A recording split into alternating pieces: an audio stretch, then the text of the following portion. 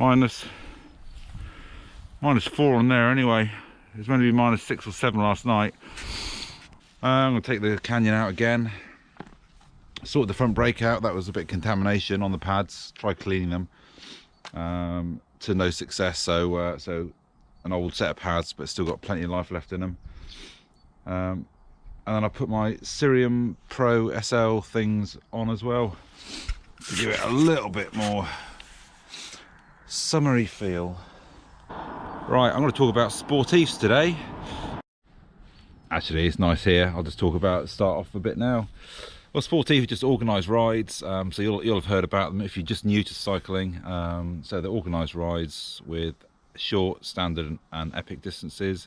So the short ones will be somewhere in the region of 35-40 miles. The standard will be 60 to 70, maybe 80 miles, and the epic ones will be 100. Good time to book your Sportives is around about now, January to February time. You can book them right up until you can turn up on the day of some of them. You're just risking whether you're going to be able to get a place. Yeah, I've sort of changed how I do my Sportives now. It used to all be about distance going and going further, but now I prefer to do the standard rides and just go as fast as I can, get high up rankings as I can, so a bit more of a race rather than a challenge. Yeah, but whatever distance you book in for, don't worry too much about the distance that you've actually booked, because if you've booked for the standard, if you carry on to do the epic ride, it doesn't really matter. No one's gonna kick off about it. In the rankings, you'll probably be down as still doing a standard ride, but so you can ride what you like. If you want to finish early, then just go for the shorter route. But basically, you can choose on the day which way you're going to go. This is where you want to be careful when the road looks darker colour. You've got the obvious little bits of ice on the side over there, loads of it back there. Yeah, this is the time to stop and get off, and I wouldn't recommend this. I have to say I'm on the edge of comfortable with this, but I'm going to get onto some dry stuff just up here and see how much further I can get. Oh, actually it's not that bad. It's warmed up a little bit now. It's only minus, what, 2.5 now? Ginners. But I'll tell you what, these wheels, what a difference going from my winter wheels to these. So there's a good half a mile an hour difference, if not more than that. They feel so much lighter and nippier. They're brilliant. Well, I've said before that I've done a few Sportives. I'll give you an example of a good one and a bad one. A bad one was one called the Tour of Wessex. It was one of the days. It's quite a long ride. It's a multi-day event, 3 days worth of riding. Cost £35. The food was terrible. It was all sugar-based rubbish, basically. They ran out of water at 2 of these stops, so it was sports drink only. There were no marshallers. Really dangerous downhill. It had been loads of rain. Then the sun had come out, downhill into some woods, couldn't see anything, really slippery, and at the end was no warning but a T-junction onto a main road at the bottom. Yeah, so what else could I have done with that money? 35 quid. I could have gone for a nice ride on exactly the same roads, stopped and had a fantastic lunch. Another one I did was called the Taunton Flyer. It was the last ride I did. It's up on the Black Downs, fast roads, quiet roads, good marshalling. Really impressed, and I didn't go for distance. I just decided I'm gonna go for the shorter distance, not the short distance, the standard distance, and smash it out and just try to ride the whole thing as fast as I can. And I had a fantastic time. It was fast and furious, great fun.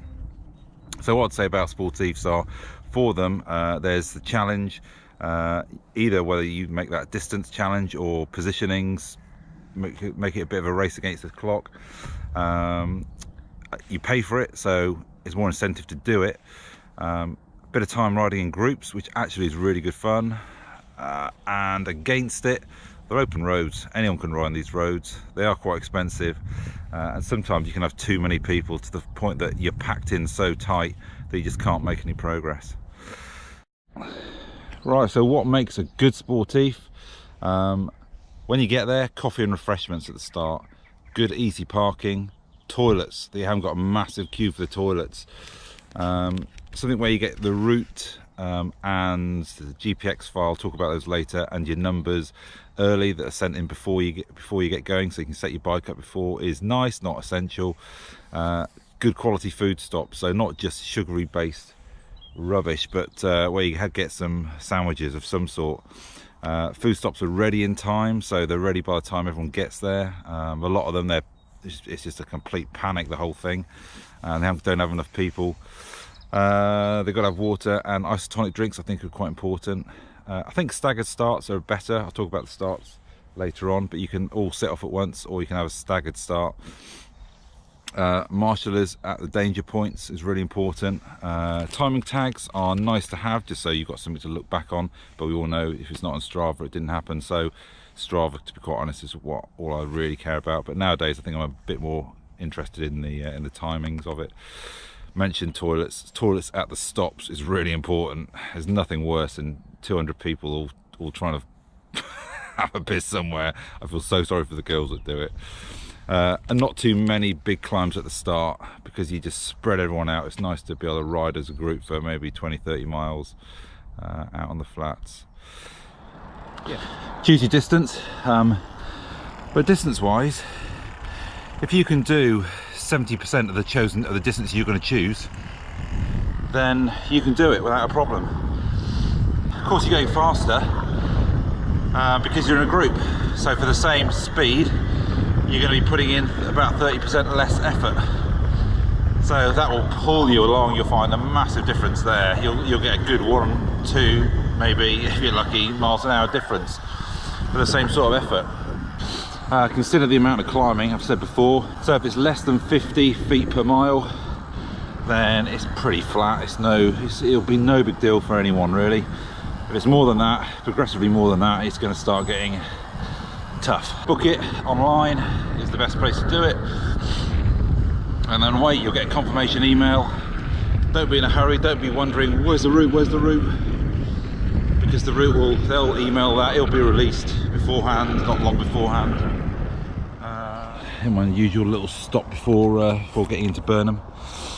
The files, in terms of the route itself, if you use a GPS system, and that is not essential, I'll come on to that in a second, but they'll send, if you do use that, then you'll be able to get a GPX file, which is basically just a single route, a line effectively you're going to follow.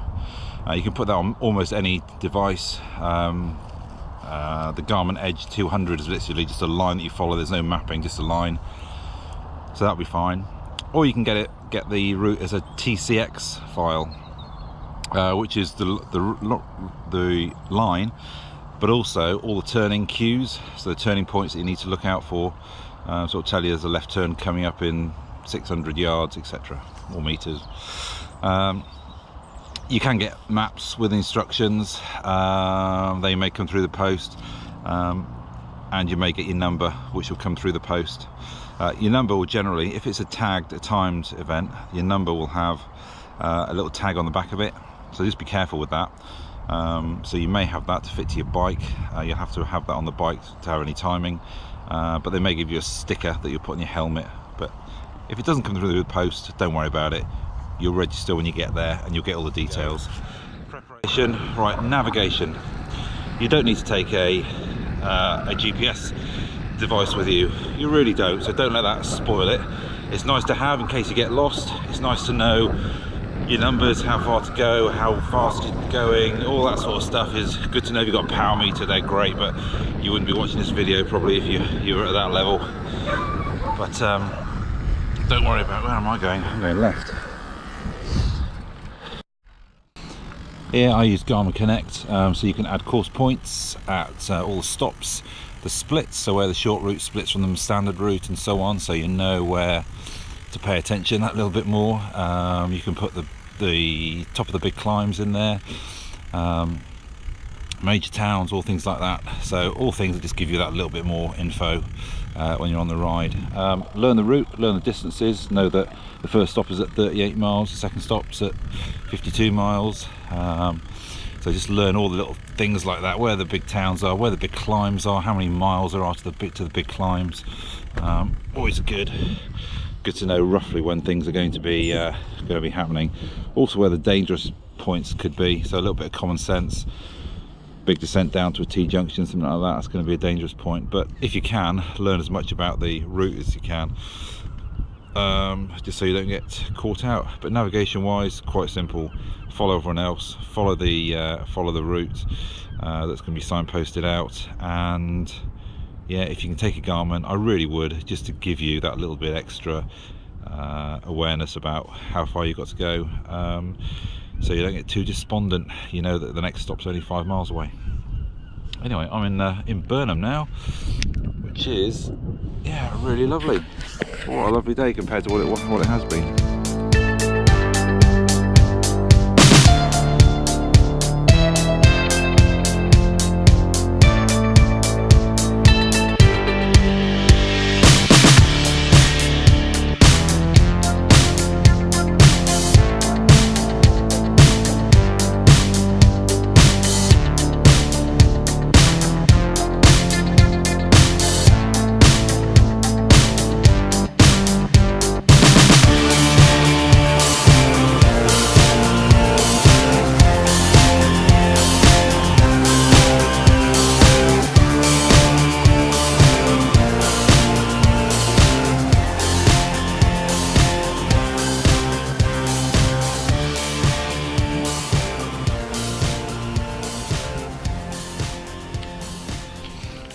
Yeah, nice day.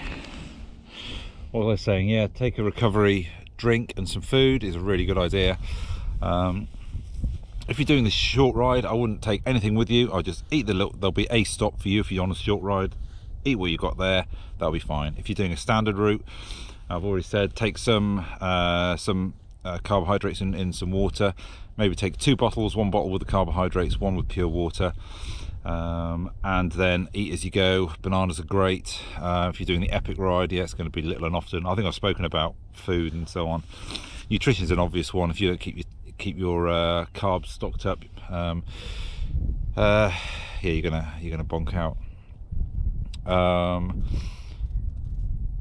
Yeah, so your carbs are going to run out at about 60 to 80 miles, so you need to make sure you're topping those up. So if you're doing a standard ride, you probably squeeze out and just about make it without crashing, but it's not worth it. So I would stop and grab some, yeah, just a few bits and bobs to eat on the way. Don't go over the top. Have a gel in your back pocket if you're used to it and your body is used to taking it, just to get you over the last little bit if you need it. But yeah, so I've said it before, you need 60 to 90 grams of carbohydrate per hour. Very much dependent on your body mass. So for me, like I said before, I take 90 grams, but the snag is that your body can't absorb more than 60 grams of glucose.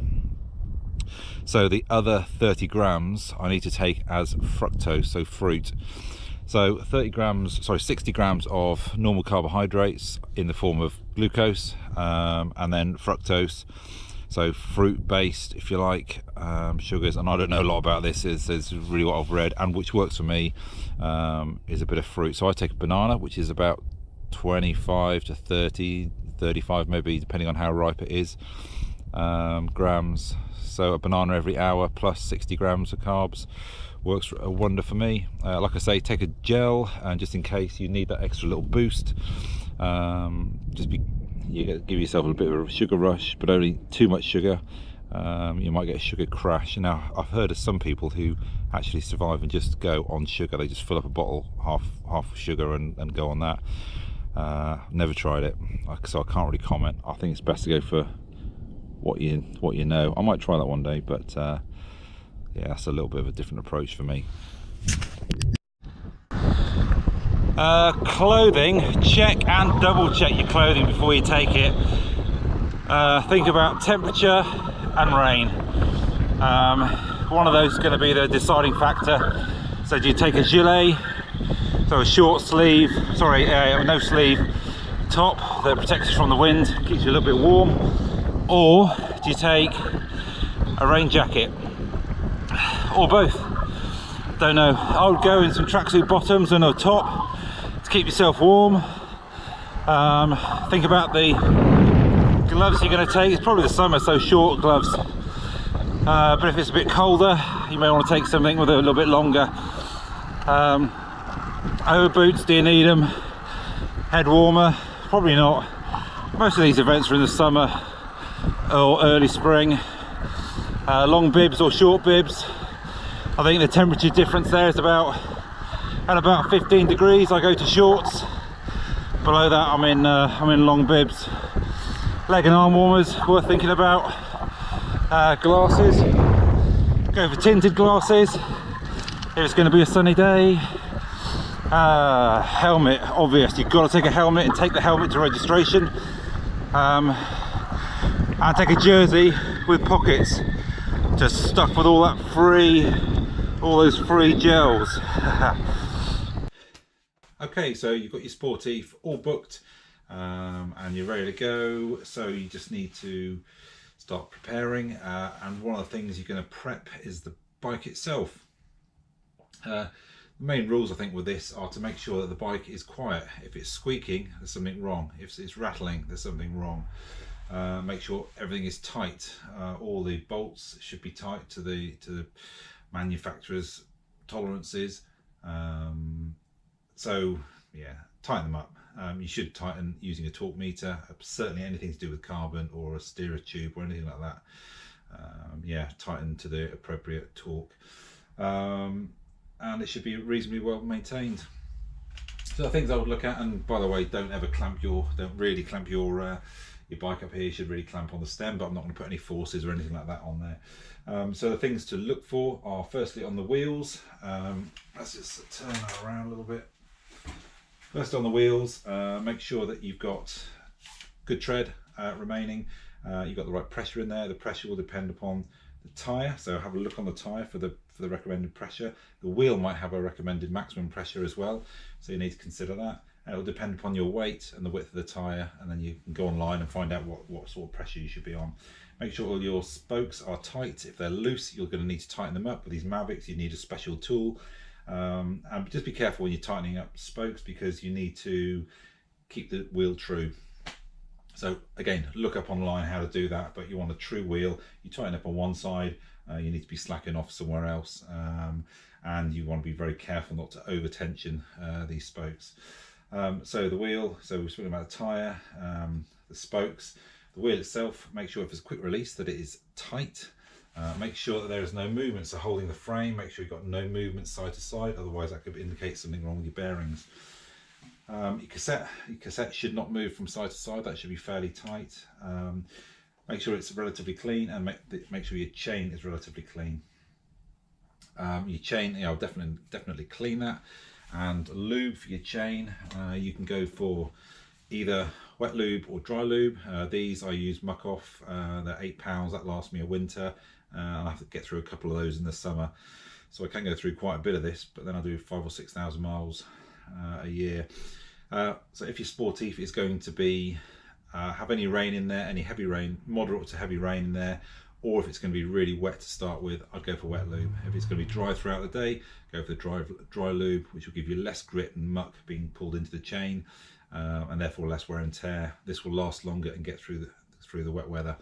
You can tell people that have put the dry lube on at the start of a ride if it's been raining and it's really wet, and then the sun dries everything out, because they're the ones that are squeaking. And what you can do while you're riding behind them, you can look at their chain, see it's quite mucky, but right down the centre it's nice and shiny because they've got no lube on there at all. So make sure all your gears work. So going through, make sure all your gears work as you'd expect. And it's a good idea.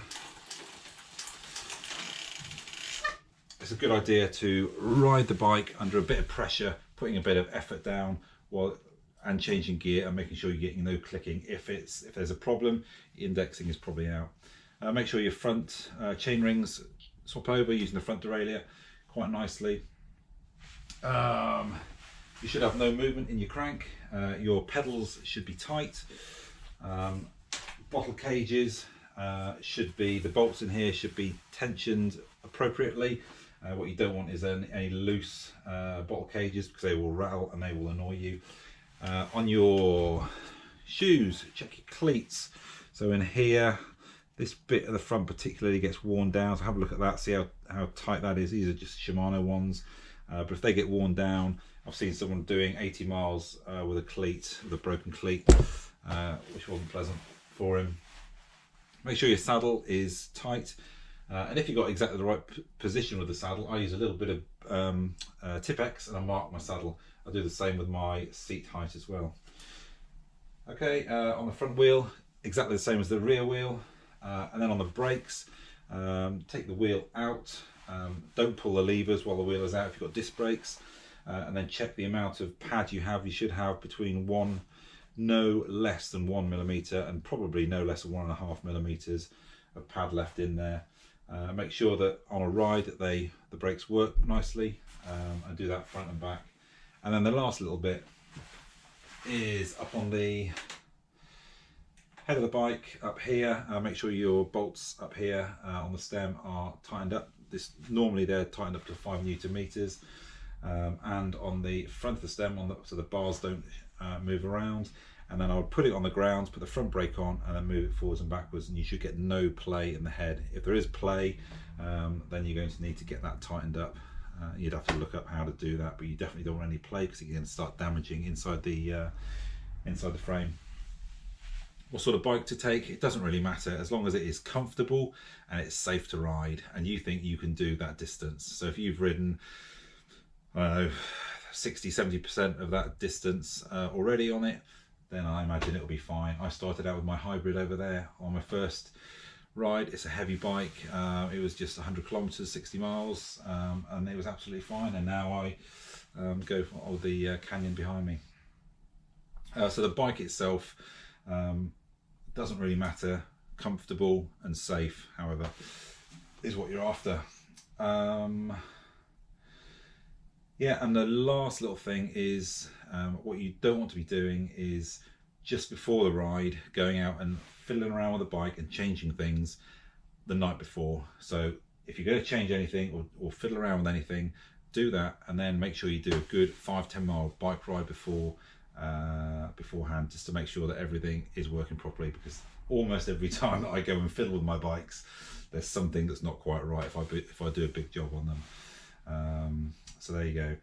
So I think we've spoken about everything on the bike side. It really is a quick check that should only take you 10 minutes, 10-15 minutes, quick once over, make sure everything's working. If you've got rim brakes, again, make sure the calipers are tight, and you've got a good amount of padding, and that they're pulling evenly on both sides. Is probably wise.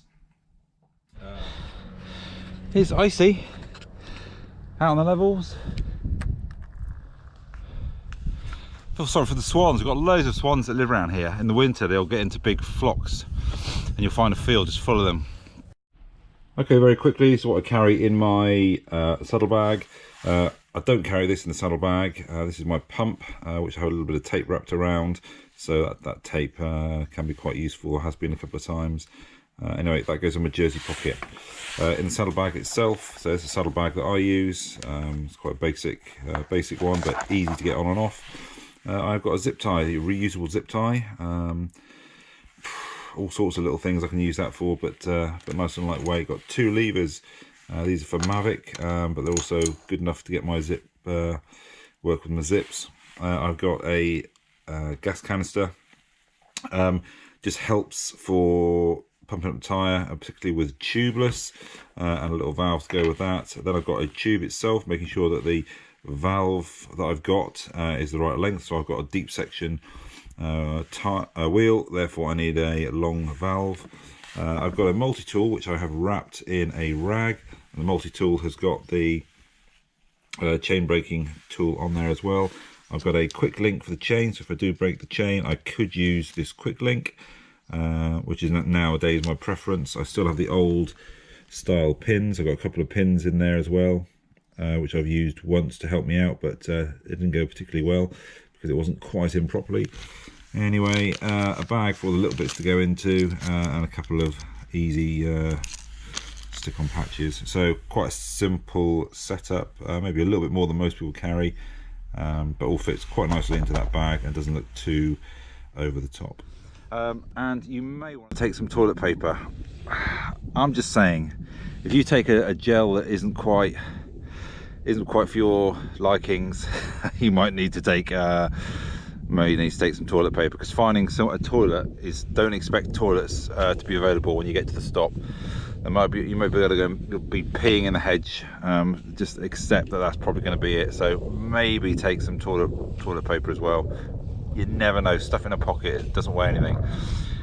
Tools, you are going to get some tie wraps. So I would take a spare couple of tie wraps with you in the car, because when you get to the location, we'll talk about it in a minute, but you get your number and you need to put a tie wrap on. If you mess it up, it's good to have another tie wrap there available. Maybe a little set of clippers to cut that tie wrap. A few basic tools is a good idea. A spare track pump, not your little pump. So you're gonna have your little pump in your jersey pocket, but a spare track pump or a track pump, stick it in the car, and just when you get there, you got something to sort yourself out. And it may be worth a spare set of cleats, but I'll check your cleats before you go. So on the bottom of your shoes, particularly the front part of the cleat, if that is worn away, I'll just change your cleats, because I've seen someone have to do a long ride. It was 100 miles and he spent 80 of those miles with no left cleat. So I would have a spare cleat ready to go, just in case. Oh, the last little tip for kit, I would take an ID card and something with your blood group on it. You never know. Okay, night before, get everything laid out ready. Get your food out ready, get it on the table, lay it all out, lay your clothes out, have your go bag with all your bits and bobs in there, have your tracksuit bottoms, a top, have some cash, load the car. I better stop for these cars. Yeah, load the car up ready beforehand, know where you're going. So first thing in the morning, you know which way to go. Yeah, cash, take a bit of cash with you as well for the coffee when you get there, because you've chosen the perfect event, so there's gonna be coffee when you get there. That's the important thing. Check the weather. What's the wind gonna be? So know roughly what the route is. Which way is the wind gonna be? Is it exposed? Do you know if it's exposed or not? Out here on the levels, if I was going into a westerly, I'd make sure I was in a group and I was going to tuck in behind them and let the group do the work, or at least help out in a group to get yourself through there. Okay, in the morning, this is what I always do. Have a poo, get it out of you, save weight. Have a poo, have a good breakfast, not massive, something like porridge, brilliant, obvious stuff really. Have a double check of all your gear. Is all your gear ready to go? I'm a little bit anal when it comes to things like that. I make sure I check and double check, I've got everything ready to go the night before. Hydrate well. There's nothing worse than starting a big bike ride not hydrated. It's almost more important to hydrate before the ride, because you'll never catch it up otherwise. So make sure you're well hydrated. Yeah, quite important, that one. Okay, get there. So arrive. Personally, I get there early. I don't like getting there late, but there's no rush, so don't stress out about it. The whole point is it's meant to be enjoyable. So get there early if you can, though. Less stress. If you're stressed and you're rushing, you're going to forget something. You get to the start line and you suddenly realise you haven't got your gloves. So get ahead of the game, really, is all I would say. Park up. So there should be plenty of parking. There'll be marshallers and things like that for the parking. So park up and leave your bike where it is. Go to the registration, get in that bit early. Worst case, really, got about a 15-minute wait. Yeah, maybe a 15-minute wait. There'll be lots of people, lots of flash bikes, bike porn, but don't worry about that. Don't feel intimidated by all the flashy bikes. You'll find that the people who are particularly good have got manky old bikes with manky old chains, falling to pieces. Doesn't matter. they're still smashing it, and they'll go right past all these people on their big flash S-Works bikes. I think it was the last ride I did, no, not the last one, the one before that. Guy with a Pinarello F10 on the first hill, he was being dropped by people on their Specialized Elise, which are great bikes. I've had one, but a fraction of the price. So don't be intimidated by people with all these people with all their flash bikes, knowing that, thinking they know what they're doing, because much like me, they probably don't. Right.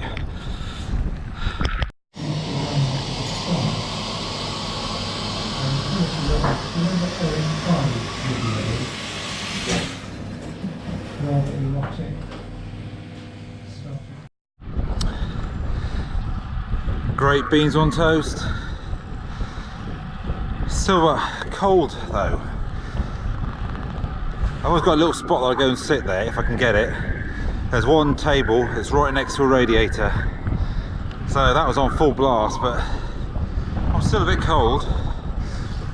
Right, so when you get out of the Sportive, you go to the registration. Just give me your name. If you've got some ID, great, but I don't think you need that generally. Just say who you are. They'll give you a little envelope with your name on it.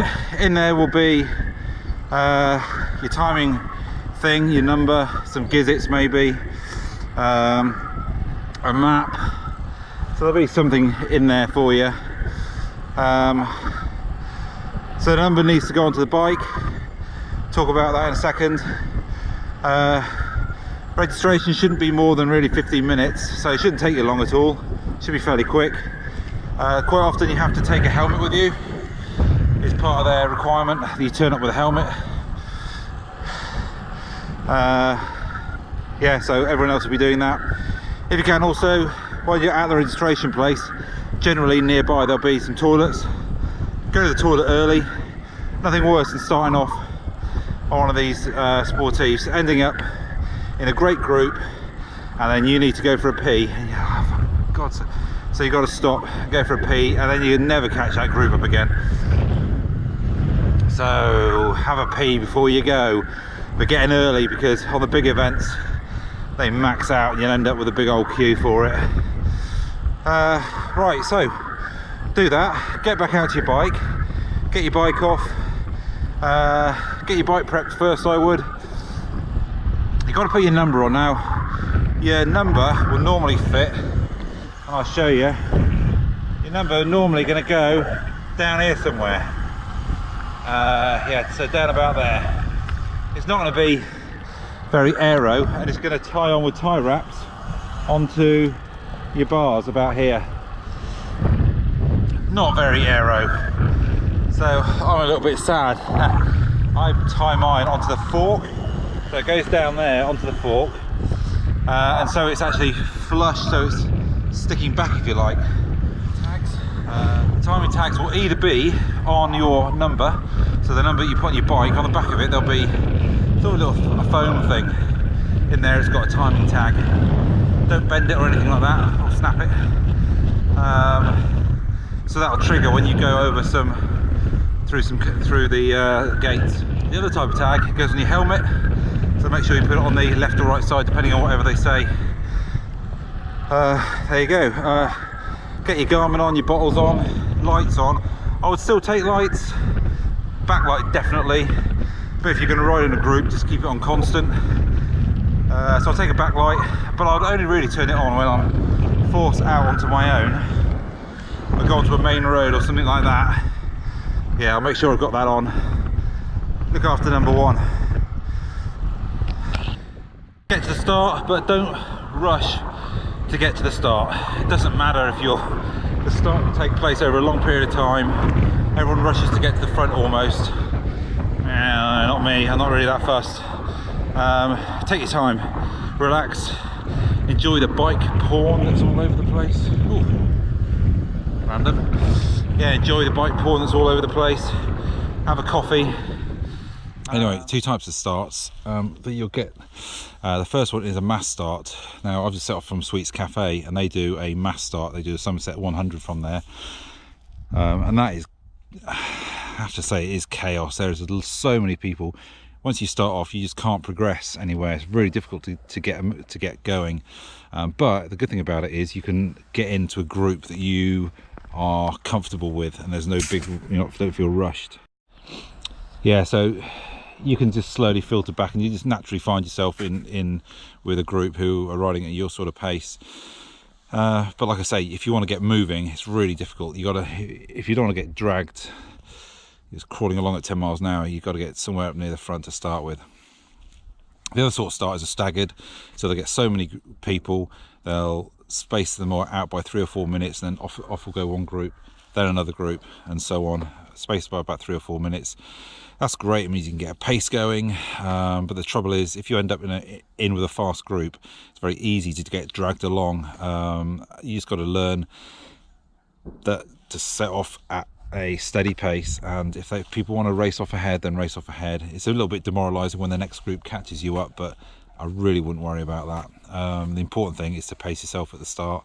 So there are 2 different sorts of starts. Most people, I think, stagger the starts now when you get large groups.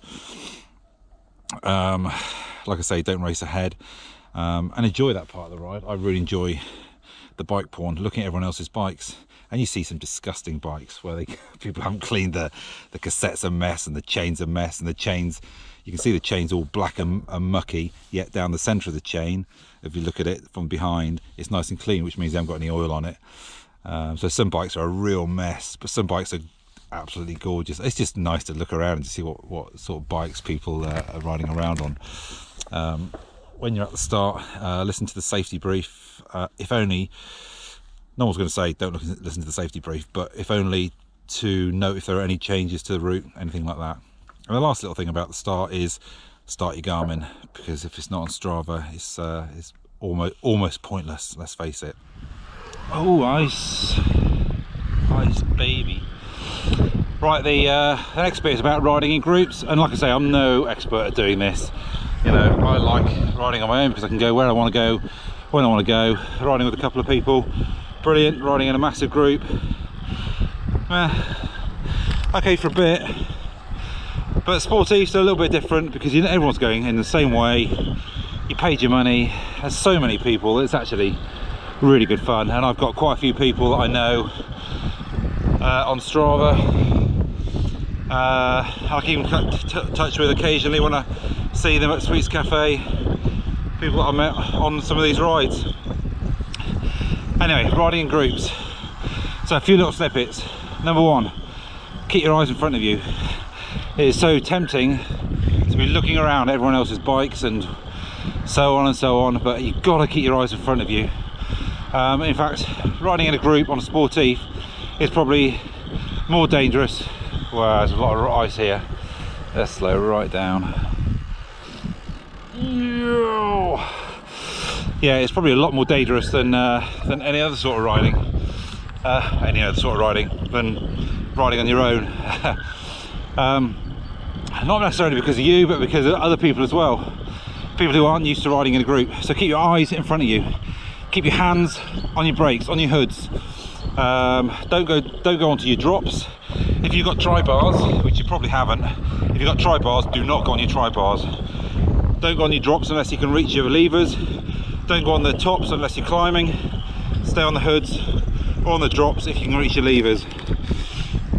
No sudden braking, so be predictable, be aware of who's around you. You don't know these other people, you don't know how good they are at riding, you don't know if they're paying attention. So I would stay a metre behind people that you don't know and that you don't trust. So yeah, keep a meter's gap from the people in front of you. Never cross wheels, so if you're up behind someone, don't get so close that your wheels cross over, so your front wheel crosses over with their back wheel. So definitely don't let that happen. Don't cross over the white line on the road. So if you've got a main road with a white line in the middle, or you're in America, yellow lines I guess, do not cross over onto the other side of the road.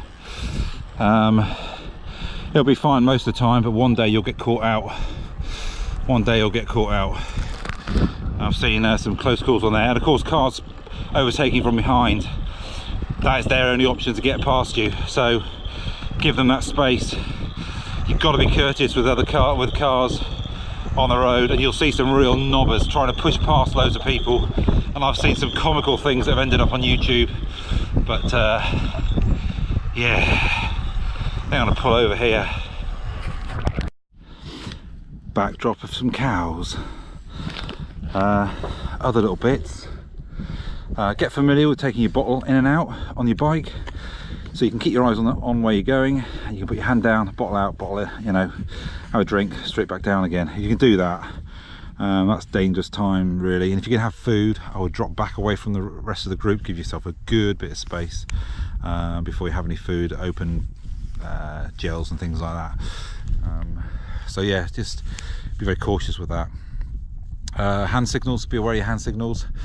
So if everyone's going to move, if you've got a hazard, so if you're on the left hand side of the road, hazard in front on the left hand side, what you're doing, you're putting your hand behind your back and you're pointing to move people away. So you're pointing from the left arm over to the right behind your back, so people behind you can see. That's just warning them to move over.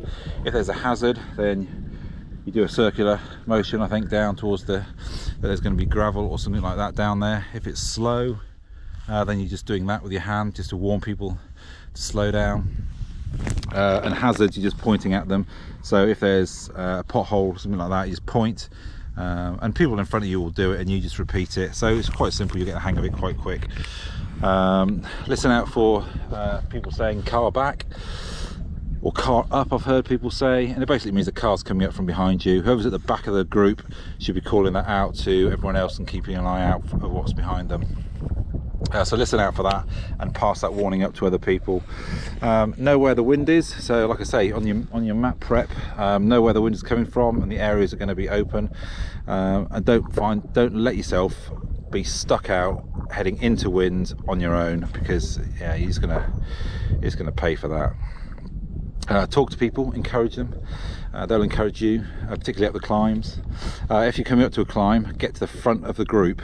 Don't be at the back of the group, because as soon as you hit that climb, everyone's going to slow down and it just turns into an absolute cluster. So get at the front of the group. I think I'm going to talk about that again in a second. On the descents, give lots of space to people. Don't trust anyone. I drop right back on the descents, so back right off. Okay, food stops. Don't stop for too long. You're gonna be a bit sweaty. If you stop for too long, you might cool off. So don't stop for too long, but equally enjoy it. You paid for it, so get the food you want. Get some time to stretch your legs out. Have a look at the bike porn. Get some bananas in.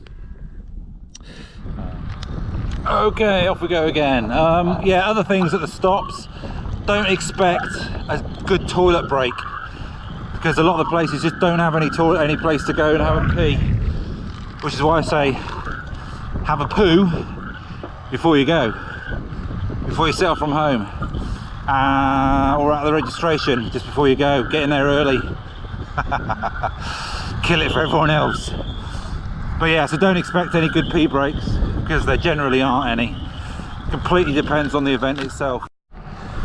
Okay, fill it with water and your sports drinks, but like I say, some of the sports drinks can be quite strong, which is why I sometimes take my own little isotonic tablets to put into water. So I've got one with water and one with a tablet in it.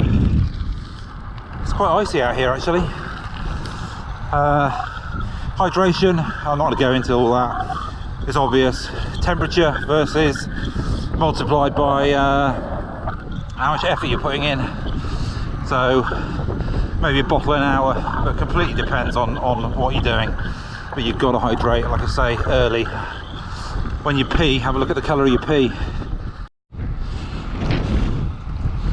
Yeah, so pee breaks, pee anywhere. Pee anywhere that's discreet. Get off your bike, go somewhere discreet, out of the public view, and have your pee. Look at the colour of your pee to see if you're dehydrated or dehydrated.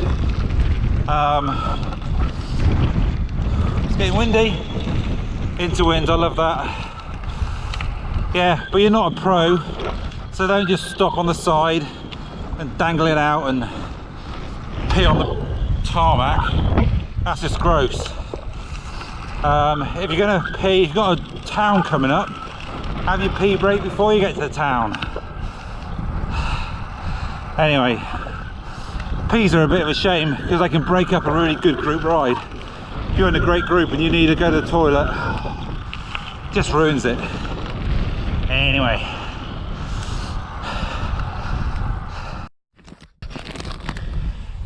Okay, I can't think of anything else to say about Sportives other than, number one, enjoy it. You paid for it. Some of them are really good and you get value for your money. Some of them you absolutely don't get value for money. I think the bigger events like Wiggle, they do really good events. Evans are okay, but Wiggle are really good. The bigger events are generally better, although the Tour of Wessex I thought was meant to be a big event, but I wasn't that impressed by it. So it very much depends on what you do. I personally like going for the charity ones. Right, and at the end of the ride, get yourself warm, get whatever clothes you need back on because you are going to cool down. Have some recovery, drink, food, something with a bit of protein in, carbohydrates. Ideally you're supposed to do that within the first 15 minutes, but do it within the first hour at least. Upload your ride onto Strava, clean your bike, and that's it. Easy.